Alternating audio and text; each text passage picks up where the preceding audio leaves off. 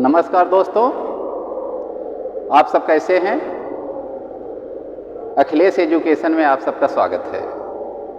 आज हम आप सबको भारत में प्रमुख नदियों के बारे में बताएंगे। भारत के प्रमुख नदियाँ, चलिए दोस्तों शुरू करते हैं।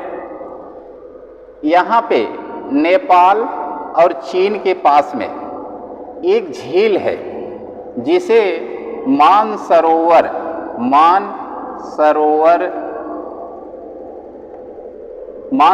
झील कहते हैं। इस मानसरोवर झील से दो नदियां निकलती हैं। एक नदी मानसरोवर से होकर के नेपाल होते हुए, कश्मीर होते हुए ये आ जाती है अरब सागर की खाड़ी में, इसका समागम हो जाता है। इस नदी का नाम है सिंधु नदी और सिंधु नदी की लंबाई 2880 किलोमीटर है। 2880 किलोमीटर। सिंधु नदी की 5 सहायक नदियां भी हैं। 5 सहायक नदियों में पहला है झेलम, दूसरा चिनाब, तीसरा रावी, चौथा ब्यास और 5वां सहायक नदी है सतलज नदी। तो इस सतलज नदी पर एक बांध बना हुआ है हिमाचल प्रदेश में। हिमाचल प्रदेश में एक बांध बना हुआ है जो भाखड़ा नंगल बांध के नाम से जाना जाता है। ये बांध विश्व का सबसे ऊंचा बांध कहा जाता है। विश्व का सबसे ऊंचा बांध इसलिए कहा जाता है कि एक गुरुत्वीय बांध है। गुरुत्वीय बांध होने के कारण ये विश्व का सबसे ऊंचा बांध है। ये 5 सहायक नदियां थी और ये 5वें सहायक नदी पर सतलुज पर बना भाखड़ा नांगल बांध। भाखड़ा नांगल बांध एक गुरुत्वीय बांध है और इसीलिए इसको विश्व का सबसे ऊंचा बांध कहा जाता है। अब यहां से मानसरोवर के पास से ही एक नदी और निकलती है जो चीन होते हुए इस प्रकार से भारत में प्रवेश करती है। ये चीन में जब तक ये नदी रहती है तब तक इस नदी को सांगपो नदी के नाम से जाना जाता है। जब ये नदी भारत में प्रवेश करती है तो इस नदी का नाम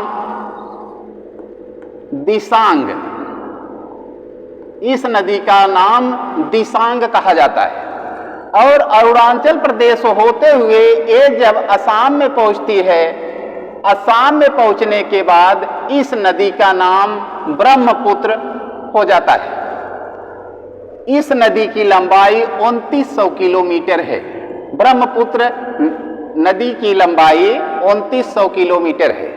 और भारत में नदी जब प्रवेश करती है, प्रवेश करने के बाद भारत में इसकी लंबाई 916 किलोमीटर है। 916 किलोमीटर। ये नदी अरुणाचल प्रदेश से होते हुए असम में पहुंचती है। असम में इसका नाम ब्रह्मपुत्र नदी है। असम होते हुए ये बांग्लादेश होते हुए जब बंगाल की खाड़ी में पहुंचती है, जब ये नदी बांग्लादेश में प्रवेश करती है तो इस नदी का नाम जमुना नदी हो जाता है, क्योंकि इस नदी में एक नदी आकर के मिलती है, इसकी सहायक नदी है जिसका नाम है जमुना नदी। और आगे बढ़ने पर ये नदी आगे जब बंगाल की खाड़ी में जाकर के गिरती है तो इसका नाम मेघना हो जाता है। फिर आगे देखिए, एक गंगोत्री हिमनद है। गंगोत्री हिमनद से एक नदी निकलती है जिसे हम भागीरथी नदी कहते हैं। भागीरथी नदी की लंबाई 2525 किलोमीटर लंबी है। इसी भागीरथी नदी पर उत्तराखंड में भागीरथी नदी के ऊपर एक बांध बना हुआ है जिसे हम टिहरी बांध के नाम से जानते हैं। ये टिहरी बांध भारत की सबसे ऊंची बांध है। भारत की सबसे ऊंची बांध है जिसकी लंबाई है 260 मीटर ऊंची। 260 मीटर ऊंची।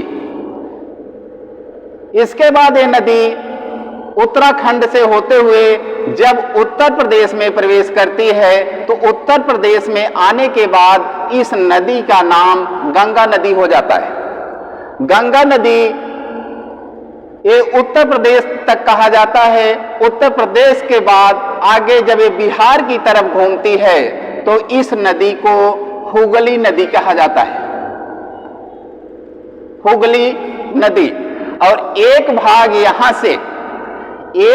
यहां से घूम करके बंगाल की खाड़ी में जाकर के ये ब्रह्मपुत्र नदी में मिल जाती है। और जब ये गंगा नदी ब्रह्मपुत्र नदी में मिलती है तो इसे पद्मा नदी के नाम से जानते हैं, पद्मा नदी। फिर यहां से यमुनोत्री हिमनद है, यमुनोत्री हिमनद से एक नदी निकलती है जिसे यमुना नदी कहते हैं। ये यमुना नदी उत्तराखंड से होते हुए दिल्ली होते हुए फिर आकर के प्रयागराज में इसका संगम हो जाता है। यमुना नदी की लंबाई 1375 किलोमीटर है। ये यमुना नदी ये दिल्ली से होते हुए आगरा ताजमहल के पास से गुजरती हुई आकर के उत्तर प्रदेश यानी जौनपुर जिला के आगे होते हुए प्रयागराज में जाकर के इस संगम हो जाता है और यहाँ पर गंगा नदी में मिल करके आगे जाकर के बंगाल की खाड़ी में समाहित हो जाती है।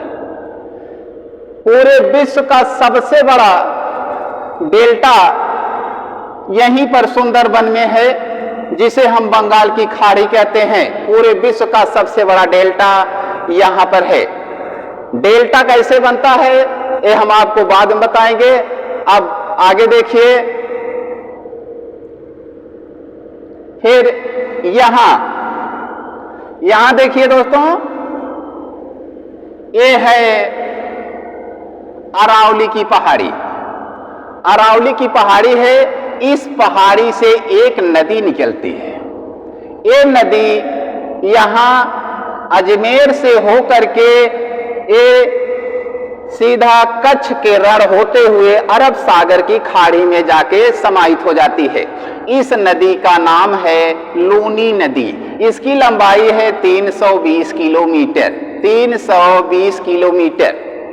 ये लूनी नदी कच्छ के रण में जाकर के ये वहीं पर गायब हो जाती है। और कच्छ के रण तक जाने के बाद जब गायब हो जाती है, इसके बाद इस नदी का पता नहीं चलता है कि आगे कहां से अरब सागर की खाड़ी में जाती है। और कच्छ के रण में आप जानते हैं, कच्छ का रण बहुत मशहूर है इसलिए क्योंकि कच्छ का रण गधों का अभ्यारण्य के लिए मशहूर है। गधों का अभ्यारण्य यहाँ पे है। पूरे भारत में सिर्फ एक जगह ही ऐसा है जहाँ पे गधों का अभ्यारण्य है। फिर हम आपको आगे बता रहे हैं, ये सतपुड़ा की पहाड़ी है। सतपुड़ा की पहाड़ी ये मध्य प्रदेश होते हुए सतपुड़ा पहाड़ी के आगे एक अमरकंटक नामक एक झील है।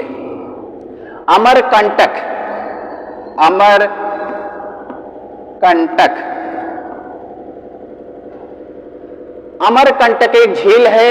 इस झील से एक नदी निकलती है जो मध्य प्रदेश होते हुए ये इस प्रकार से छत्तीसगढ़ होते हुए ये जाकर के गंगा नदी में मिल जाती है।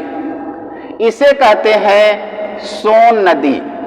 सोन नदी इसकी लंबाई है 780 किलोमीटर।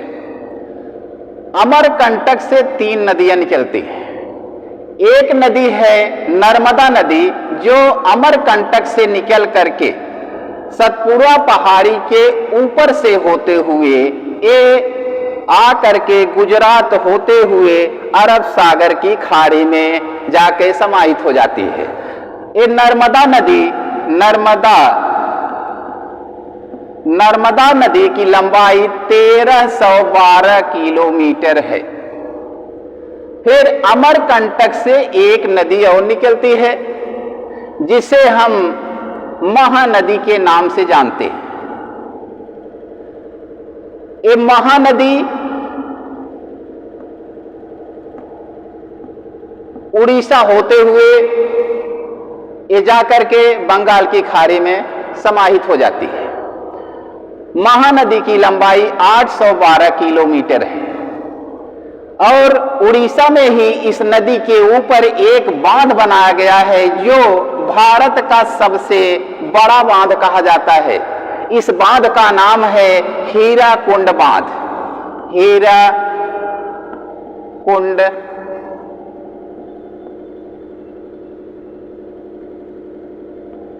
हीराकुंड बांध।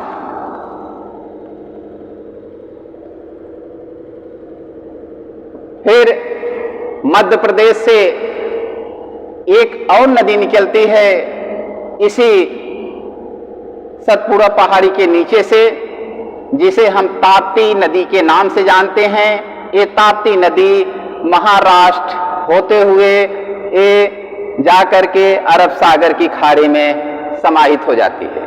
ये ताप्ती नदी की लंबाई 724 किलोमीटर है। 724 किलोमीटर। आप लोग जानते हैं हमारे इस भारत में जितनी भी नदियां हैं, ज्यादा से ज्यादा नदियां पश्चिम से पूरब की तरफ बहती हैं। कुछ ही नदियां ऐसी हैं जो पूरब से पश्चिम की तरफ बहती हैं। पूरब से पश्चिम की तरफ बहने वाली नदियां प्रमुख में दो ही हैं। एक है नर्मदा नदी और दूसरी है ताप्ती नदी। ये दोनों नदियां ऐसी नदी हैं जो डेल्टा न बना करके एस्चुरी बनाती हैं।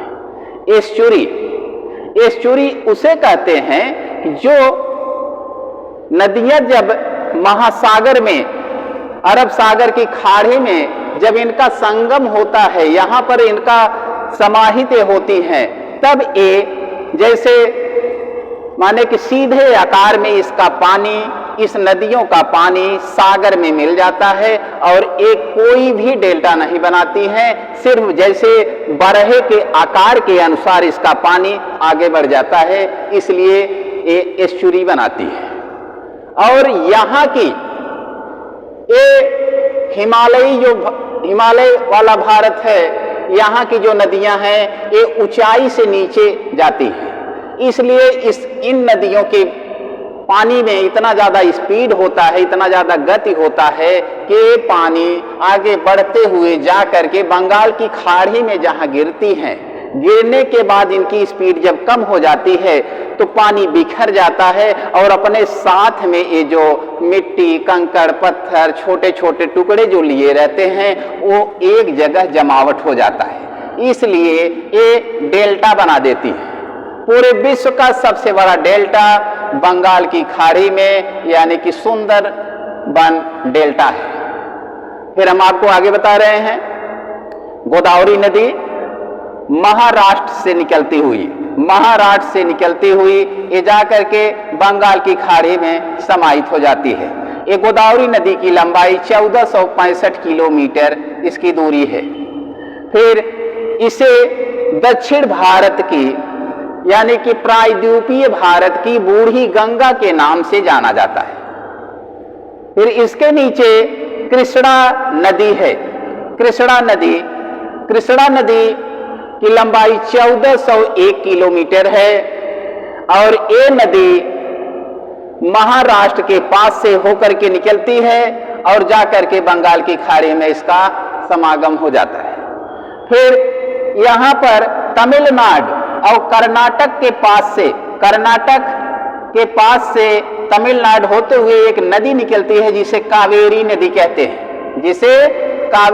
कहते हैं। इस नदी की लंबाई है 805 किलोमीटर। तो हम आपको नदियों के बारे में बता रहे थे। नदी के साथ साथ में कुछ महत्वपूर्ण बांध थे, उसके बारे में हमने आपको बताया कि जैसे सतलज नदी के ऊपर भाखड़ा नांगल बांध है जो विश्व का सबसे ऊंचा गुरुत्वीय बांध है। भागीरथी नदी के ऊपर टिहरी बांध है जो कि भारत का सबसे ऊंचा बांध है, जिसकी ऊंचाई है 260 मीटर। फिर यहां पर महानदी के ऊपर भारत का सबसे बड़ा बांध है जिसे हीराकुंड के नाम से जाना जाता है। और अब भारत के बारे में जान लीजिए थोड़ा सा। भारत का उत्तरतम बिंदु इंदिरा काल को कहा जाता है। इंदिरा काल जो भारत का उत्तरतम बिंदु है, जो जम्मू कश्मीर के ऊपर है, और भारत का दक्षिणम बिंदु अंडमान निकोबार के पास में इंदिरा पॉइंट कहा जाता है। उत्तरम बिंदु, दक्षिणम बिंदु। अब हम आपको थोड़ा सा बांध के बारे में बता देते हैं। अभी हमने नदियों के बारे में बताया, फिर कहीं कहीं पर प्रमुख बांध के बारे में बताया। अब यहां पर थोड़ा सा ये देख लीजिए, बांध कितने प्रकार के होते हैं। बांध 3 प्रकार के होते हैं। एक होता है गुरुत्वीय बांध, जो कि इसका उदाहरण सतलुज नदी पर है, भाखड़ा नंगल बांध। दूसरा बांध है राकफिल बांध। राकफिल बांध दूसरा प्रकार है। राकफिल बांध ये आपका भागीरथी नदी के ऊपर टिहरी बांध जो बना है, टिहरी बांध जो भारत का सबसे ऊंचा बांध है, इसको राकफिल बांध कहा जाता है। फिर तीसरा बांध है चांप बांध। ये चांप बांध इसलिए कहा जाता है कि ये चांप के आकार का बांध है, इसीलिए इसका नाम है चांप बांध या अर्च डैम। और इस चांप बांध को किस नदी पर बनाया गया है? ये चांप बांध एक केरल के पास में ही, केरल में एक नदी बहती है पेरियार नदी, इसी नदी के ऊपर एक बांध बनाया गया है जो चांप के आकार पे है, और इसीलिए इसे चांप बांध कहते हैं। तो हमने आपको 3 प्रकार का बांध बताया, गुरुत्वीय बांध, राकफिल बांध, चांप बांध। ये 3 प्रकार के बांध हैं। और जैसे आप बांध के बारे में पढ़ते हैं, उसी तरफ से एक बैराज बांध भी होता है। बैराज बांध आप जानते हैं? बैराज बांध उसे कहते हैं कि जैसे कोई नदी जा रही है और इस नदी को हम किसी दूसरी दिशा में घुमा देते हैं। उदाहरण के लिए गंगा नदी जा रही है और ये गंगा नदी हुगली नदी बनकर के इधर जा रही है, और एक नदी इधर जा रही है, और जहां से इस नदी को परिवर्तित दिशा दिया गया है, ये यहीं पर ये बांध बनाया जाता है। इसे कहा जाता है बैराज बांध। और जो बांध ये वाला बांध है, भाखड़ा नंगल बांध, टिहरी बांध, हीराकुंड बांध और इडुक्की बांध, ये सब बांध ऐसे होते हैं कि कोई नदी है, नदी के बीच में एक बांध बनाया जाता है, यानी कि पानी को रोक दिया जाता है, पानी इसके ऊपर से बहता है, इसे बांध कहते हैं। दोस्तों, अगर आपको वीडियो अच्छा लगा हो तो सिर्फ एक लाइक जरूर कीजिएगा, और अगर मन से अच्छा लगा हो तो सब्सक्राइब कर दीजिएगा। धन्यवाद।